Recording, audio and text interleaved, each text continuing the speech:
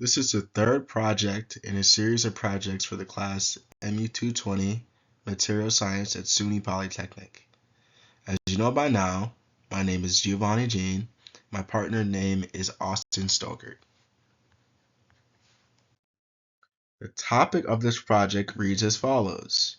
Assume you are making a dagger of aluminum and iron alloy that we use for the tensile and hardness experiments respectively. For simplification, let's assume the dagger is a cylinder rod. If the original rod of the material is 5 centimeters in diameter, and you want to make them into 3 centimeters in diameter, it ends there, but using this, we have to solve for the ductility and the tensile strength of the dagger. In this case, that dagger would be a cylindrical rod for both the aluminum alloy and iron alloy. Additionally, we are also tasked with explaining cold work hardening as it relates to this topic. Now let's reevaluate the problem. We are given the original and final areas of the cylindrical rods. We are to assume that if we use Holloman's law with known values for K and N, we will be able to solve the problem. The first step is to find the percent area reduction. Both cylinders share the same areas, so there is no need to differentiate at the moment. Since a cylindrical cross-sectional area would be the area of a circle, we have this equation. A equals pi times d over 2 squared.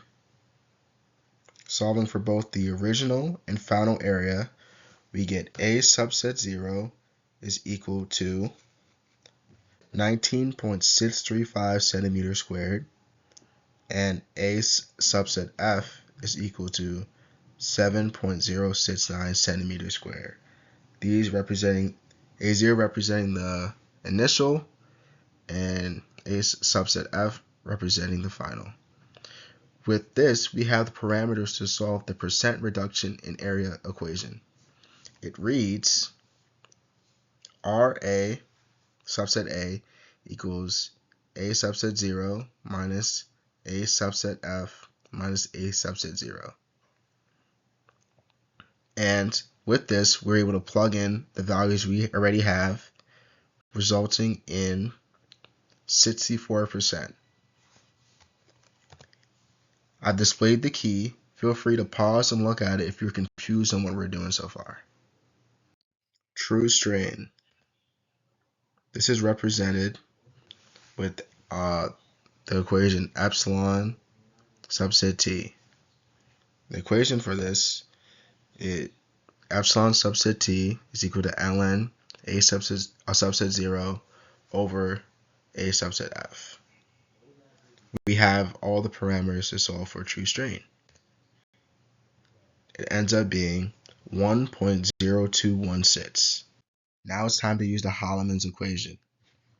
Looking at the table, you can see that I've used 2024 aluminum alloy with an N value of 0.16 and a K value of 690 MPa. I also used 304 stainless steel with the N value of 0.45 and a K value of 1,275 MPa. The stainless steel was chosen for parameters given the problem. It had to be a K value greater than 800. Now, using what we just got from the table, we're finally able to plug everything in.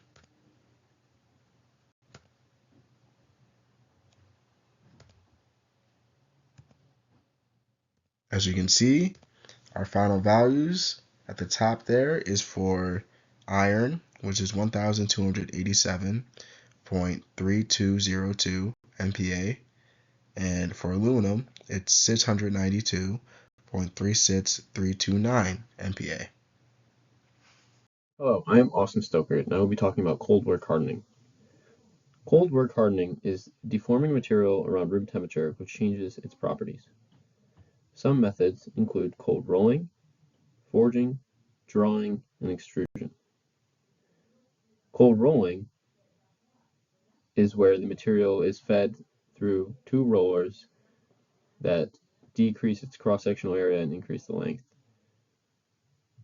Cold forging is where you essentially use a die to create a punch into the material to make it the selected size and shape. And cold drawing is similar to cold rolling, where the material is fed through something of a smaller cross section, which will make a longer, wider area and thinner. And then extrusion is where the material is fed into a small pipe or something like a die, and is rammed through and extruded into a much smaller cross section. Cold working pros and cons. So some of the pros are that the yield strength will increase and the tensile strength will increase due to strain hardening and the grain size decreasing in the material, which will increase yield strength and tensile strength. But on the other end, the cons is that will decrease the ductility of the material, so you'll not be able to bend it as much. So people are able to get around that by cold working and then heating it up, which increases the grain size and increasing ductility, and then cooling it down again and cold working again. But in this method, you can see that on the stress strain curve in the original version, it is plastically deformed, and it gets to some height, to some plastic deformation, and then they stop and it goes back where you see it in A down to B, and that is the cold working part.